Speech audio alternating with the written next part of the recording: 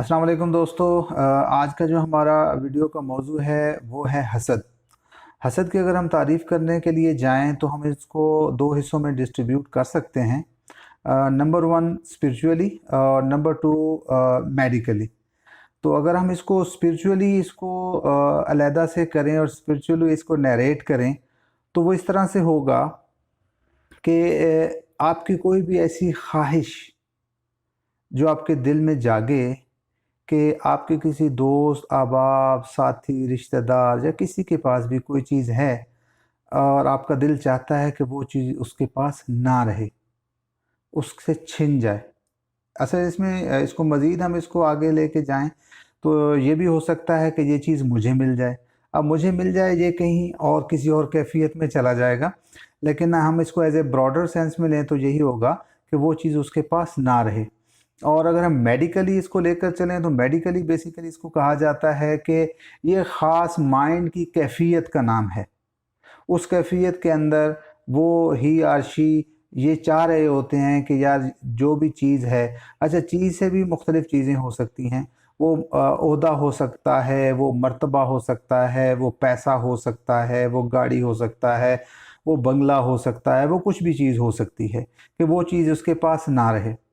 Being a मुस्लिम, जैसा कि हम अगर इसको देखें तो हज़ूर पाक अलैहिस्सलाम की एक हदीस है, उसका मफ़हूम ये है कि हसद जो है वो नेकियों को ऐसे खा जाता है जैसे आग सूखी लकड़ियों को खा जाती है। अब फिर एक और हदीस भी है जिसका मफ़हूम ये है कि हसद और जो ईमान है वो एक जगह नहीं रह सकते, तो कोई एक ही चीज़ होगी।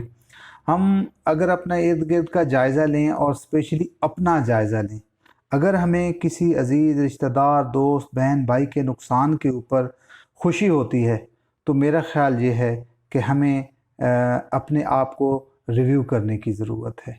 हमें अपने अपने आप को बेहतर करने की ज़रूरत है। बेसिकली अगर हम इसको देखें तो ज़रूरी नहीं है कि किसी को बहुत बड़े नुकसान के ऊपर आप खुश हों या हम खुश हों तो हम समझें कि हम हसद की बीमारी में मुब्तला हैं। किसी का भले छोटा सा भी कोई नुकसान होता है, फॉर एग्ज़ाम्पल किसी के साथ किसी को गाड़ी लग गई, कोई और चीज़ हो गई, तो हम कहते हैं हाँ, इसी काबिल था, करता जो ऐसे था तो इसके साथ ऐसे होना चाहिए था।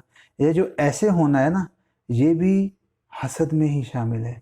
ये हसद की एक कड़ी है, ये हसद का एक रास्ता है जो कि फिर आगे बड़ा होकर एक तनावर दरख्त बनेगा।